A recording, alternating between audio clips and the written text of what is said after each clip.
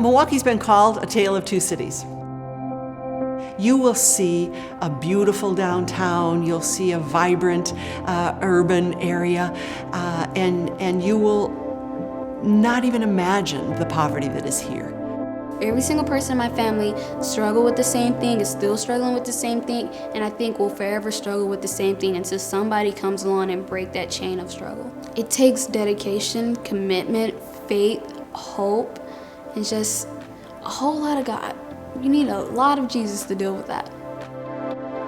I reached a time in my life when medical expenses became an issue. I couldn't afford to see my doctor.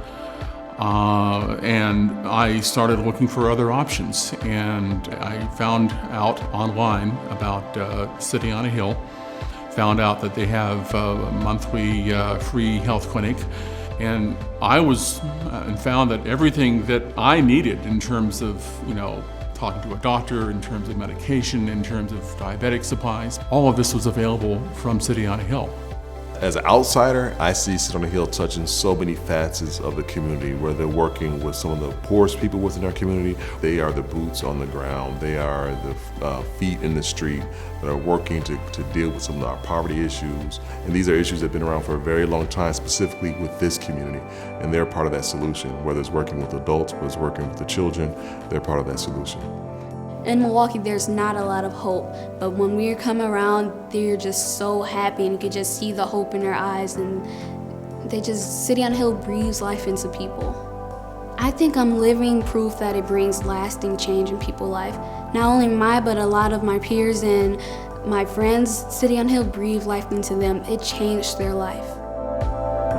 We're working in our immediate neighborhood to alleviate some of the painful symptoms of poverty. That includes offering a free health clinic to people so they can get those needs met in an affordable way. That means offering a food pantry and hygiene kits for people who are homeless, and assistance in finding housing and jobs. But if that were all we did, we would not make a lasting change in the city, in the community that we're serving. And so we're also working at the other end of the spectrum, if you will, with young people who have an opportunity to see an entirely different future for themselves. Generally, they arrive lacking hope, lacking vision for their lives, but if you can begin to educate them and begin to support them with mentoring from positive adults, you can see a dramatic transformation in their lives. Then they become the first generation in their family not living in generational poverty and not giving birth to their children into generational poverty. With a staff that is small, we could never serve hundreds of people in a single day if we did not also have a large group of volunteers committed to being here and to working alongside us.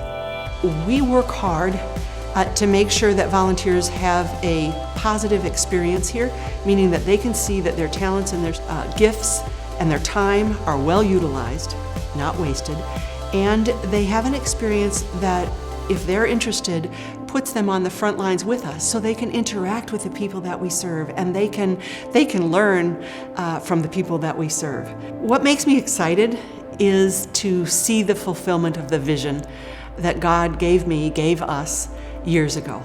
Building on that foundation and being able to grow in a way that allows us to reach so many more young people and address so many more of the symptoms of poverty in our neighborhood. That excites me.